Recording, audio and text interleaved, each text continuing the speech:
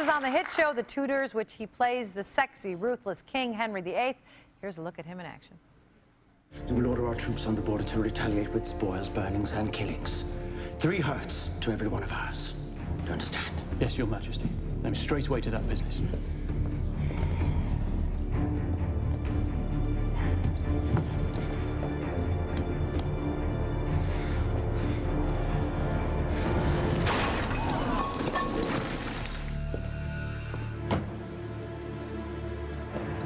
Majesty. Do not speak. Oh my God, I thought. Good to be king. Please welcome Jonathan Ris Myers.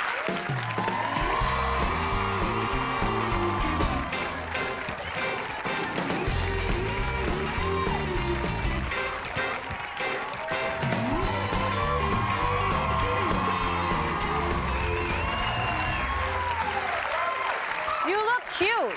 Thank you very much. You look cute yourself. Thanks. You look like maybe, you know, you were auditioning for Guys and Dolls. Or a waiter. That's another option. Now, you grew up in Ireland? I did, yeah. I grew up on a farm in North County Cork. Yeah. Oh, how great. It was beautiful. Yeah. What a journey you've been on, huh? Yeah, I've been on quite a journey. Yeah. And your family's, they're musicians, I understand. My 3 brothers, my 2 sisters are all musicians, yeah. How great to grow up with music in the house. Yeah, it was great. You know, we get together, and every time we get together, they play music. I'm on the outside of it. I'm an actor. I don't qualify. So did you ever join in? Oh, no, I play music. I'm just not allowed to play with them. I don't think you're good enough. I'm not good enough. That's excellent. And then they tell me, you know, I start to play with them, and, you know, I play a few chords, and then they're like, not so much. Now, Go act. But when you were a kid, did you always want to be an actor, or did you want to join in on the music? What was your first passion? Oh, I don't know. I think I wanted to, I just wanted to be whatever was on TV at the time. You know, Right. you know, like a normal 6, 7-year-old kid, see something on the TV. Of course, a soccer player, because soccer was the big sport. So you want to Sure. be a sports star. Right. You know, acting, I fell into it. You know, I was just discovered by. What do you mean discover? How old were you? You were at a... I was 16. I used to play a lot of pool, in a pool hall. Come on. This lady came into the pool hall. She was auditioning actors for a film that Warner Brothers were making in County Cork at that time, produced by David Putnam. Right. And so I was in the pool hall, and she said, look, would you do this little audition on tape for me, on a video camera? So I did. I had nothing else going for me at the time. And 3 hours later, I was sitting with the director, you know, doing screen tests. I didn't get the role. But that's probably a good thing, right? No, it wasn't at the time. I thought... Well, not at the time, but, you know, it kind of lets you know that there's going to be some rejection, and it's not always going to be a home run. Yeah, it would be nice to get the first one and then get the rejection a little later. All but right, actually, honey. do you know what? It got me over the hump of getting rejected. And of course, as any actor out there, and I'll tell any young actor who's going to be an actor or an actress, is that there will be a lot of rejection. But it's you and it's not you. It's just at that time the director sees something that they need.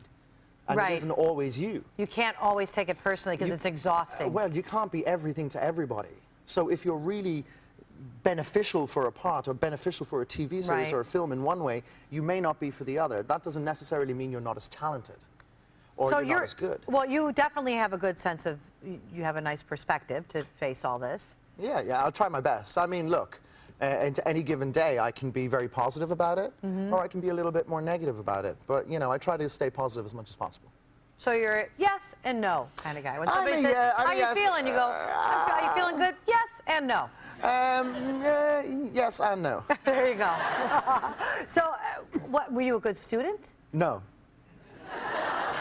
And there's no yes and no to that one. That's just a no. No, listen to me. One time I was babysitting one of the kids. I have 15 nieces and nephews. I was babysitting one of my nephews, and now I knew what one of my siblings had been saying about me when I wasn't in the house. Okay. But this is early on in my career, and I said, now come on, read your book. He goes, I know I got to read it. I want to end up like you as an actor. And I was like, ooh. He said to me, he was like 7 or 8 years old. How cold. I thought it was pretty funny. I'm He's like, going to be president. You know what he does right now? What does he do? He's an actor. No, he's not. Which could still make him president. No, that's true. Who am I kidding? No, he's not an actor. But still, it is that thing that some people think, well, if you don't do well in school, maybe academically, creatively, you will excel. Yeah, I mean, it's not that I was a particularly bad student. I was just particularly troublesome. I had a lot of energy as a kid, you know, I always wanted to move about, I was, you know, very sort of erratic. Were you a heartbreaker, like your role? Oh God, no. I was a kid who never got on with girls. I remember this one girl when I was 7 years old. She was the most beautiful thing in the world. She lived at the end of our street. You always fall in love with a girl at the end of the street. Right. All right? This girl was magnificent. She was Cinderella. She was everything that I wanted her to be. And, you know, 7, 8 years old. And then she started dating one of the local kids who used to bully on me. Oh. It was a nightmare. Could you imagine? The bully is dating your princess. Yeah, that's such is life. I hate to say it's it. a nightmare. It's a nightmare. So so motivation for me as a kid was to stay away from girls until you could really be sure that she wants to go out with you. Oh, no, honey. So And I've never met that girl. I met her once when I was 18. I thought she was just as beautiful. You gotta but now take she's risks. married with children. No. Now, all right, we're going to talk more when we come back. We'll be right back with Jonathan.